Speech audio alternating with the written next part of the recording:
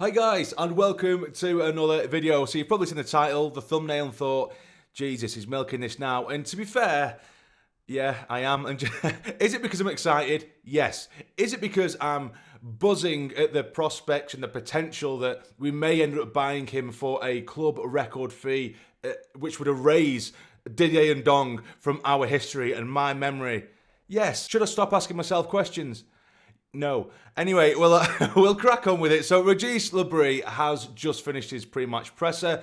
So this video is going to be a little bit of transfer news because he has touched upon and he has alluded to and discussed a little bit about Enzo Le Fée. And of course, there is some team news as well for the weekend. So I will dabble into that as well. So it's a bit of both. It's a little bit of transfer news. It's kind of a match preview, but not the typical one you would usually expect from me. But we will start with the most important thing, Enzo Le Fée. Of course, there's only so many good things I can say about the lad. And just typically, it will just go to shit, won't it, last second. But apparently, Fab did tweet out this morning saying that he is on his way, and it's pretty much almost done and dusted. He's having his medical today, so it's looking incredibly likely. So I can get really excited now. Not that I've already been excited. Do you know what I mean? So that was the first thing this morning, essentially saying that he's on his way. He's getting a flight over. A lot of people are flight and plane watching at the moment online, which is, it's a big thing. Like I said, it could potentially, if we go up, this is what we have learnt this morning,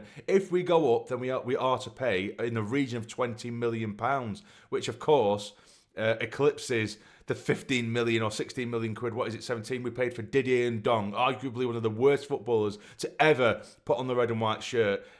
So that's why I'm excited as well. There's a chance that we might be able to get rid of that shit from our history and my brain and my memory. But in terms of Régis Le Bris, he did touch upon it. So he was asked originally by Nick Barnes. There's been some heavy speculation about Enzo. Can you give us an update? And then at first, Régis seemed like a closed book, and he did say, well, that's exactly what it is. Like you've just said, it's speculation. And he kind of giggled about it. But then Nick Barnes did rephrase, and he said, okay, I'll rephrase it then. When he was a player under you, when you did last coach him, what kind of player was he? And I think Régis didn't fully understand or really listen to the question, because what Régis actually ended up saying in response to that question, not just saying what kind of player he is or how good he is, he actually went on to say why we're interested in him and essentially confirming that it's absolutely happening. Do you know what I mean? So that's kind of lost in translation. That actually worked in our favour, because he essentially went on to say the reason we're going for him, we've got our own transfer targets, and the reason we've gone for him is because he understands his system inside and out, be it a 4-3-3 or a 4-4-2. He knows what Régis expects of him, which of course isn't exactly what Nick Barnes asked of him. So he did give us essentially the sort of the green tick, the green light, if you will, that it is absolutely a thing. It isn't just rumours and it's not happening.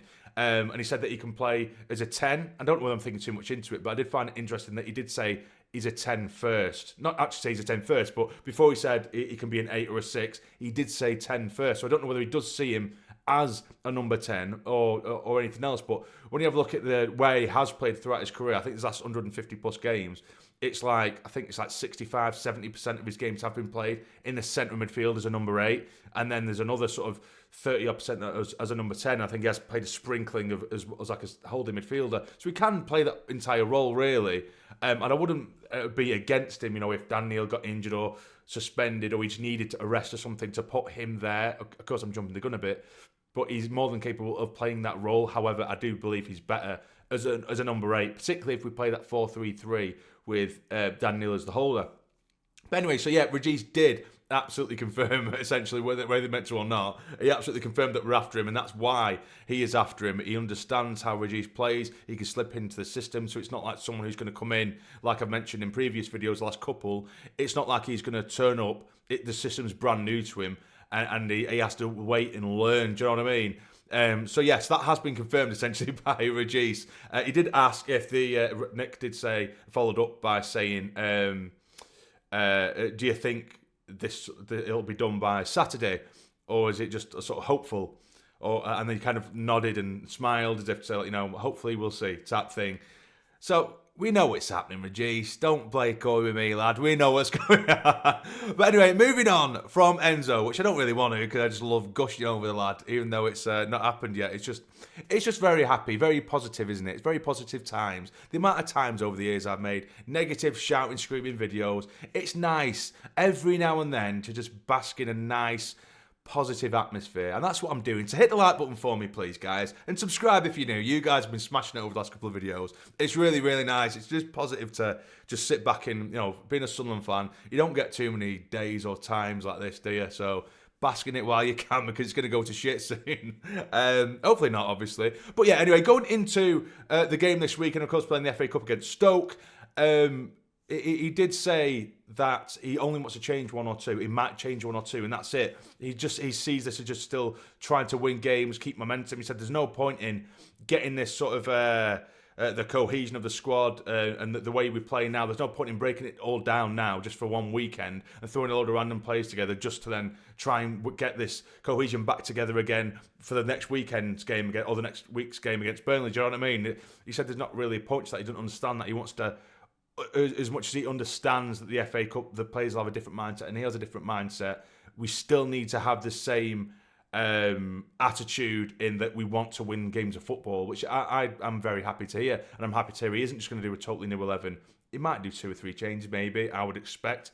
But he did say, when he was asked how Ballard's doing, Samid, Rig, he did say that Samid and Rig are ready to go this weekend. However, he said that he might give them another week because he thinks that might be better off for them. If he thinks we have a capable squad or a capable 11 to play this weekend without them, and he believes that we can win the game with that team, I'm all for it. That's absolutely fine. But it would be nice to see even Samid just be given 20 minutes at the end of the game, 15 minutes, a little bit. Rig needs to get some minutes back into his legs after his injury and stuff like that. Also, he didn't go back to Ballard. I'm not too sure. I don't think he did.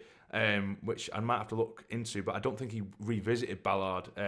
I presume that'd be a little bit more time then, because he didn't mention it. He did say that Mundle and Watson are still looking for another 2 or 3 weeks, which it's a bad one. That it is bad, because we could really, really use them on the wings at the minute. At least for some competition and a bit of change. And Mundle's had an outstanding season. Watson came in for him and was outstanding. Now they're both injured. But yeah, they've been real misses. They're still 2-3 weeks out. He did mention Ahmed, the striker that we brought in, which I keep forgetting exists. And we brought him from Gent in Belgium. Now, I totally forgot that he existed, but apparently he is fit and ready to go. But again, he's one of those that he might just give an extra week. I totally forgot that about his existence, as I say. So I had to kind of recap and refresh myself and go back and have a look at him, because I keep forgetting he was there because we haven't seen him yet. We bought him for, as it was $1 million or 2, or whatever it were, and he was injured immediately. Or we brought him in with an injury, essentially, long-term injury. Obviously, he's only 20 years of age. Last season, he only got a singular appearance for the first team for Gent, but I think I don't know whether I'm lying about this. I don't know how it works. I think Gent have a similar sort of situation with Barcelona. Barcelona have like a Barcelona B. I think it's the equivalent to that, but in Belgium, I think, or maybe like a reserve type thing. And he did score, I think it was 21, 22 goals in 27 games, which of course a fantastic return. And I know you might say, well, it's a shit quality league, but you can only face what's in front of you. Do you know what I mean? And so that's a decent record. So it's something to be somewhat excited about, and it's something new as well. So there are a lot of positives. Of course, Mundle and Watson, I think that's a bit gutting. I was hoping for them to be back in the grass within the next week or so, but it's going to be a bit longer. But yeah, so that's pretty much everything at the moment. That is the team news for the weekend. I would expect a change or two. I thought he may have made a few more changes. He still might do. He might be keeping his cards close to his chest. I thought he might give a start to the likes of Leo Kjelder, who, to be fair, he does deserve it, Kjelder. I don't rate him hugely. I'm not the biggest Kjelder fan. In terms of his character behind closed doors, we've seen in little bits and pieces of content from the club. Everyone seems to be his best friend. When he's largely been used when we're trying to hold out a game or try and squeeze a game for like the last 5 minutes, maybe like 3 minutes sometimes, and we'll chuck him on just as an extra defender, and that's all he's had. So it would be nice to see him, or to give him an opportunity to maybe start a game, and he probably would have earned it in that sense, because he has been professional, he has got his head down, he hasn't sulked, seems like he's always having a laugh with everyone, which I know doesn't grant you a first team place at Sunderland. Of course not, you can't just be happy and a nice person and expect to get in the starting 11, but I think he's earned a spot, maybe, or at least a chance, and it might be a good time to, with it being the cup, to give him that chance. But I don't know, we'll see. I'd be very, very interested to see how this squad looks. Even just seeing Samid in the squad, I really want to see him. I can't wait to see him put on a Sunderland shirt. You know what I mean? And it relieves a bit of pressure from the likes of Daniel as well. And might he also, like I think Le Fée, I think equally the way that Enzo, when and if he comes in, it would put pressure on the likes of Job and Rig to really keep the performance levels high, because at the minute, I'd keep on saying, regardless of how they play, they're always going to play next week because we just don't trust what we've got on the bench. But I think they'll do the same thing to Daniel, because Daniel plays every game. I'm not to say he's played poorly, but when he has had a bit of an off day, he knows he's playing next week anyway. So put that kind of pressure on him, and a quality player like Samid will only make him better. So it's very exciting times at the minute. I'm just hoping no one picks up knocks and shit like that, and everything goes to plan. Of course, there was before I leave it, there was a little bit of talk and a mention for Zach Johnson, Harrison Jones. I believe that they may be going out on loan. There was speak of a Gateshead loan there, which would be good for them. They definitely need it. But yeah, that was pretty much everything wrapped and tied up in a bow for the minute. So yes, we do take on Stoke this weekend. It's a nice time to see maybe a couple of new players like a Samid, like a Enzo if he is in beforehand. I'm not too sure whether he would be. That remains to be seen, but it would be an amazing time, wouldn't it? Not too much pressure in the cup. You can come in, get used to the ground and everything, get used to the lads. Be a nice start up for him, essentially. But we'll see. I'm rambling on here, sorry, guys.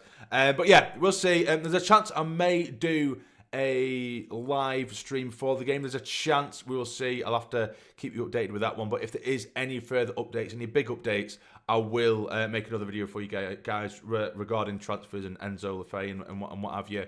But yeah, if you've enjoyed, hit the like button, subscribe if you're new. But for now, take care, stay jammy, how are the lads?